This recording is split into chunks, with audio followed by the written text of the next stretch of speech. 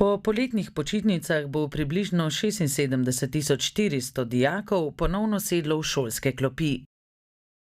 V prve letnike je letos vpisanih 18.000 dijakov, od tega 19 na Zavod za gluhe in naglušne Ljubljana. Šolanje je za starše nemalokrat velik finančni zalogaj, zato je prav, da se ob vstopu v novo šolsko leto pozanimajo o socialnih transferih, ki so na voljo dijakom.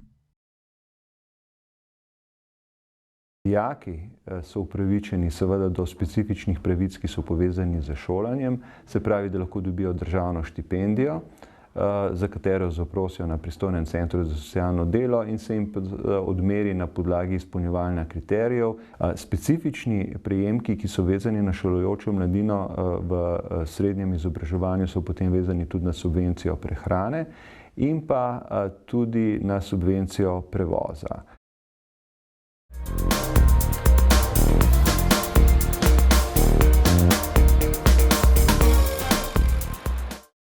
Ključni transferi, ki so zagotovljeni iz javnih sredstev, se dodeljujejo na podlagi materialnega položaja dijakove družine.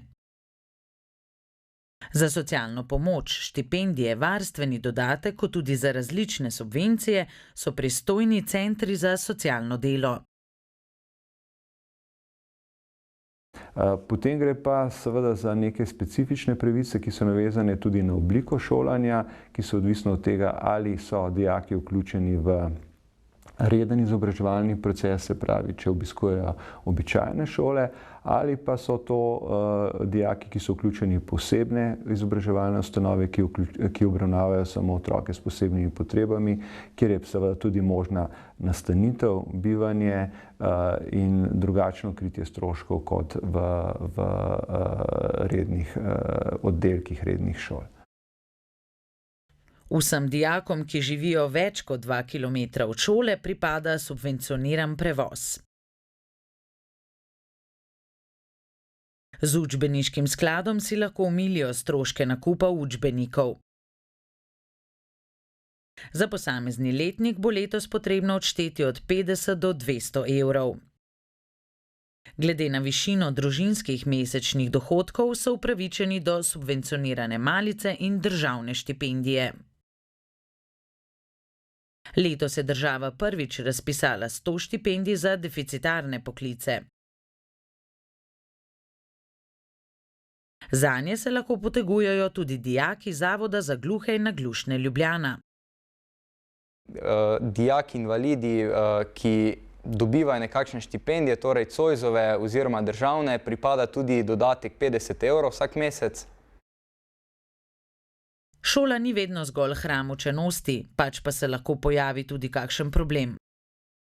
V primeru kakršnihkoli vprašanj ali težav je dijakom in njihovim staršem na voljo varuh dijakovih pravic. Če imajo kakšne težave, če menijo, da so jim pravice kratene, potem se obrnejo name.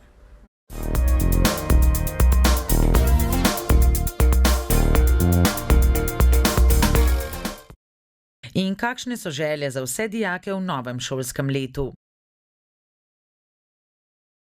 V bistvu bi vsem dijakom zaželel nek pozitiven začetek novega šolskega leta. Prvim letnikom, dijakom bi zaželela vso srečo, potrebovali jo boste. Ne pozabite na učenje, ne pozabite pa tudi, da imate ogromno moči in da če vas to zanima, jo le izkoristite.